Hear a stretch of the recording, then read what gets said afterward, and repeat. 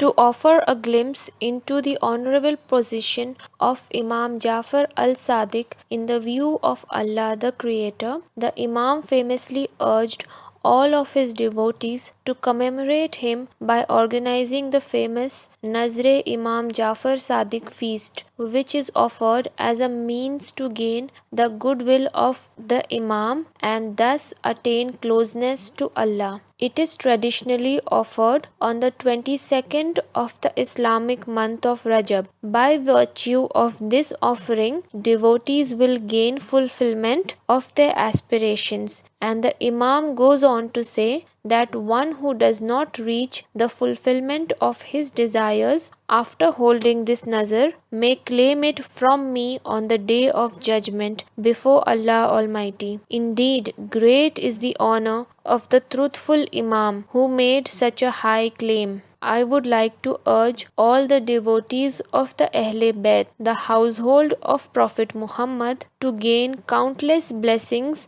and the favor of Allah by honoring Nazre Imam Jafar Sadiq. Imam Jafar al-Sadiq, the benefactor of modern science. Few must be familiar with the name of Imam Jafar al-Sadiq, which means Jafar the Truthful One, the great-great-grandson of Ali ibn Abu Talib, the spiritual successor and son-in-law of Prophet Muhammad, peace be upon him, which is really unfortunate because the world has greatly benefited from his contribution to modern science. In this brief address, I would like to shed light upon just one aspect of Imam Jafar's knowledge, which is the invaluable scientific knowledge imparted by him. For this reason, Imam Jafar is remembered as the treasurer of knowledge to this day. The Imam, which means leader, was born in the year 702 AD in the holy city of Medina. During the Imam's lifetime, the reins of the vast Muslim empire were in the hands of the Abbasid dynasty, who were notorious for their envy and hatred towards the blessed household of Prophet Muhammad, peace be upon him. It was the immense respect, loyalty, and devotion of the masses that the household received, in spite of their meager living standards, that the royalty could not get a hold on, in spite of all their wealth and authoritative power that made them envious of the huge popularity of the household of Muhammad, peace be upon them. The blessed household, meanwhile, kept itself far from the politics of the time, and under the tutelage of Muhammad Baqir, the father of Imam Jafar, founded a school in Medina where people from all religious backgrounds were welcome, who came from far and near to seek knowledge. Growing up under the influence of his grandfather Imam Zain al-Abidin, Imam Jafar possessed exceptional wisdom and insight on all subjects. From an early age, he was involved with his father in the academic activities of the school. In one such discourse, when he was only 11 years old, when he entered upon a classroom where pupils were discussing the subject of astronomy, he pointed out to the surprise of everyone except his own father that the earth cannot be flat because of the way the sun rises in the east and sets in the west, and day and night change in 24 hours. In his opinion, the earth must be round, otherwise this would not have happened in such a precise manner. All the students were astonished, but his father smiled and said nothing. Ultimately, when Imam Jafar reached the age of 31, his father was poisoned and martyred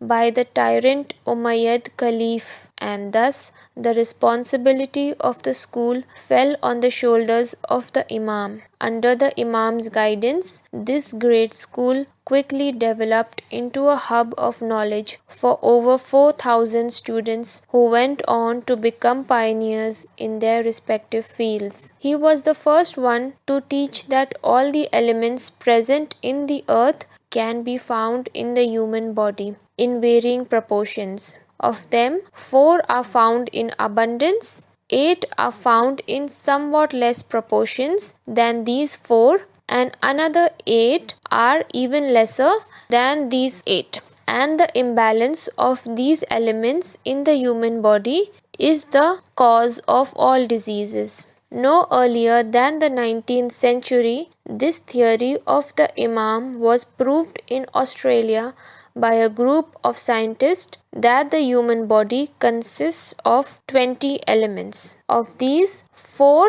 that is oxygen, nitrogen, carbon, and hydrogen, are found in abundance, followed by 8, magnesium, potassium, sodium, calcium, phosphorus, chlorine, sulfur, and iron are present in lesser quantities, followed by molybdenum, selenium, fluorine, cobalt, manganese, copper, iodine, and zinc, which are the 8 elements present in the least quantities. Indeed, his revelations were much ahead of their time, when neither technology was present nor could the knowledge available at the time help human intellect to bring into perception the seemingly bizarre teachings of the Imam. For example, the Imam refuted Aristotle's theory, who was a renowned philosopher, of the presence of only 4 elements, namely earth, water, air, and fire, in the world. The Imam stated that these elements are in fact further constituted of a number of elements, and one such element in water is actually capable of melting iron. This was obviously met with some ridicule at that point, and it wasn't until 1766 that the English chemist Henry Cavendish was able to extract hydrogen from water and display its inflammability, thus proving the Imam's centuries-old theory. Another great contribution of Imam Jafar al-Sadiq to science was in the field of optics. Up until that time, it was believed that vision is enabled due to the emittance of rays from our eyes that fall on objects. This belief was rectified by Imam Jafar, who taught that our eyes do not emit rays. Instead, our eyes capture the light that is reflected off objects and create reverse image of objects and transmit that image to the brain, which then processes it. He was also the first one to propose that if we build a device which would enable all the rays of light coming from the camels grazing at a distance of 3000 zira. 1 zira is 40 inches. To reach our eyes, we would be able to see them at a distance of only 60 zira, that is 50 times nearer. Through his students, this theory reached far and wide, and in 1610 it helped Galileo to build the first telescope. The Imam taught that the moon, which appears like a small orb in the sky, is actually Earth-like in size and has mountains situated on it. Such a theory was beyond the imagination of the people in the 8th century, and some of them ridiculed the Imam's words. In 1610, the very telescope which had been built with the help of Imam Jafar's knowledge was used by Galileo to look at the moon for the first time and prove the Imam's theory of mountains upon the moon. Galileo also supported and proved Imam Jafar Sadiq's heliocentric model of the solar system. In those times, it was believed that the earth is at the center of the solar system and the sun rotates around it, whereas Imam put forth the theory that the sun is the epicenter of the solar system and all the planets revolve around it. For his findings, Galileo was placed under house arrest, where he eventually died. About the origin of the universe, Imam Jafar's astonishing revelation was that the universe originated from a singularity that had 2 opposite poles. Also, he taught that the universe is not in the same condition at all times. It expands and contracts. This phenomenon was considered inconceivable until after 1960, when astronomers confirmed through the use of powerful telescopes that the distance between our galaxy and neighboring galaxies is increasing. Thus, it is proved that the universe is in a state of expansion. Also, the recent discovery of black holes has proved that the universe also contracts sometimes. The Imam's 8th century theory that the earth rotated on its own axis was incomprehensible until man's landing on the moon in the 20th century, when the earth's rotation on its axis was physically observed for the first time. Some of his famous revelations about the universe are the presence of other stars like our sun, which have their own planets, that is, the presence of other galaxies, and that among the stars that appear so tiny in the night sky, there are some that are in fact so big that our sun looks like a minute spectacle in comparison. He also introduced the idea of perpetual motion inside all of God's creation, without which no creation would exist. This theory was proved centuries later by physicists like J.J. Thomson, John Dalton, Ernest Rutherford, and Niels Bohr with the discovery of the atom and its components, which are in perpetual motion. One of the famous teachings of Imam Jafar is the advice he gave to mothers to put their babies to sleep on the left side of the mother's body. This advice was considered meaningless by the people at the time until centuries later. In the year 1865, Ezra Cornell founded the Cornell University in NYK. In this university, he set up an institute for research on newborn and suckling babies, which made the important observation that babies who are made to sleep on the left side of the mother sleep more peacefully as compared to babies who are made to sleep on the right side. Using holographic pictures of unborn babies, it was discovered that babies listen to the heartbeat of the mother inside the womb. Experiments carried out on different mammals showed that whenever the heart of the mother stopped beating, the baby became agitated and restless. For the baby, the mother's heartbeat is symbolic of its own survival, as it indicated the continuation of a food supply for the baby. Stoppage of the heartbeat signals starvation and death. A newborn knows its mother's heartbeat quite well and sleeps soundly if it's laid on the left side of the mother, where it can hear her heartbeat quite clearly. Indeed, we salute the profound wisdom of Imam Jafar al-Sadiq. He has imparted valuable information on various topics ranging from the ill effects of pollution of the environment to the theory of matter and antimatter to the transfer of diseases. To attempt to enumerate all of the Imam's accomplishments in this article is similar to holding a candle before the sun. He was responsible for the intellectual awakening of not only the Muslim world but the entire golden age of knowledge from the 8th century onwards. As early as the 8th century, he made many eye-opening scientific revelations, which modern science continues to prove even today, centuries later, with all the latest technology and equipment available in this day and age. I will not say here scientific discoveries, because unlike the present times, his revelations were not a result of research and study. Rather, they came from the ilme laduni, which is divine knowledge, which he had been blessed with. On the theology of Islam, a man once asked Imam al-Sadiq, "What is the proof that you have a creator?" Imam Jafar al-Sadiq replied, "I found myself subject to one of two options. Either I created myself or something other than myself created me. If I created myself, I am also subject to one of two options. Either I created myself while myself already existed, but then I would not need to create it since it already existed. Or I created myself while I was non-existent, but you already already know that the non-existent cannot bring about anything. Therefore, the third meaning is proven, that I have a creator who is Lord of the worlds. The conspiracy laid down by the envious Abbasid dynasty, in particular the Caliph Mansur, to defame the blessed members of the household of Prophet Muhammad, peace be upon them, and to take away their rightful glory, is the greatest educational loss to befall mankind. After having the Imam poisoned, which led to his martyrdom in the year 765 AD, Mansur wanted to destroy the widespread influence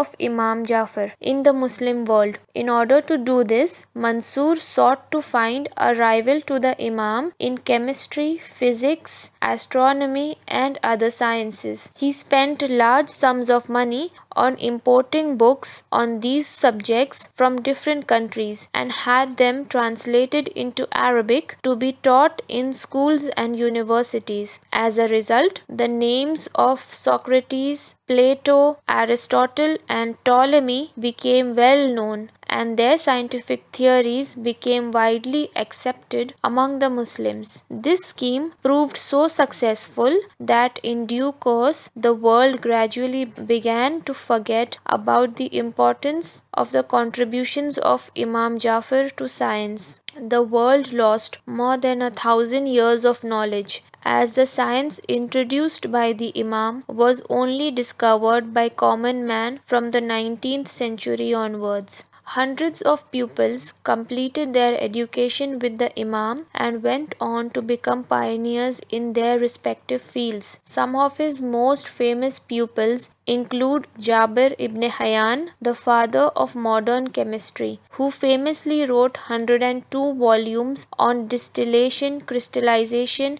evaporation, etc. Fuzail bin Ayaz, Bayezid Bastami, and Hassan al-Basri, the great Sufi scholars, Abu Hanifa and Malik bin Anas, the founders of two leading schools of Islamic jurisprudence. It is reported that Malik bin Anas stated, "No eye has seen and no ear has heard a man with knowledge like Imam Sadiq." Jabir, his pupil, once asked him, "How does the motion of the stars keep them from falling?" Imam replied, "Put a stone in a sling and swing it around your head. The stone will stay in the sling so long as you are swinging it. But as you stop the rotation, the stone will immediately fall to the ground. In the same way, the perpetual motion of the stars keeps them from falling down."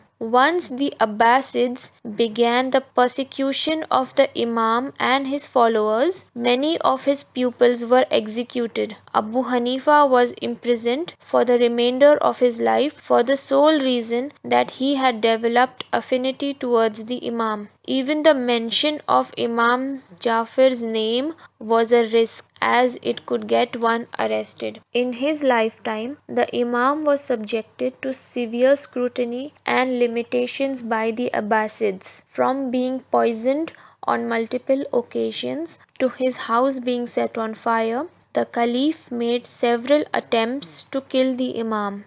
He was placed under house arrest multiple times. Anyone trying to approach the Imam's blessed house was apprehended by the Caliph's guards deployed outside of his house. The street on which the Imam lived was patrolled by spies, and archers were stationed on the rooftops of houses to keep an eye out for anyone trying to gain access to the Imam. Under these stringent conditions, once a believer of the Imam who came from Egypt to Medina in search of him, unaware of the circumstances of the Imam, tried desperately for 3 months but wasn't allowed to reach the Imam. Finally, he disguised himself as a vegetable vendor and, feigning ignorance, walked up to the house of the Imam on the pretext of selling vegetables, accompanied by guards. Such was the charisma of Imam Sadiq that as soon as the man saw him, he couldn't help but exclaim ecstatically, "O Ali, Immediately the guards seized him, knowing that he was a seeker of knowledge at the hands of the household of the Prophet, and dragged him away to be executed. That was the price one who arrived at the doorstep of the blessed household in the quest of knowledge had to pay. It must be mentioned here that the scientific contributions of Imam Jafar are just one aspect of his overall contribution to mankind. His work in philosophy, mathematics, Gnosticism, literature, and theology is indispensable for those seeking knowledge in these fields. It is noteworthy that despite all of the rare and invaluable knowledge which the noble Imam possessed in various fields like geology, in particular the occurrence of jewels and minerals on earth, of trade routes and places to buy unique goods from and where to sell them for a great profit, and of chemistry that he could have used to acquire wealth for himself, he did not do so. He chose to live a simple life, educating his students for free, for the sake of spreading his invaluable knowledge all over the world, for the benefit of mankind, expecting nothing in return. Seek knowledge, and with it adorn yourselves with clemency and respect, were the wise words of Imam Jafar Sadiq, urging one and all to learn and spread knowledge.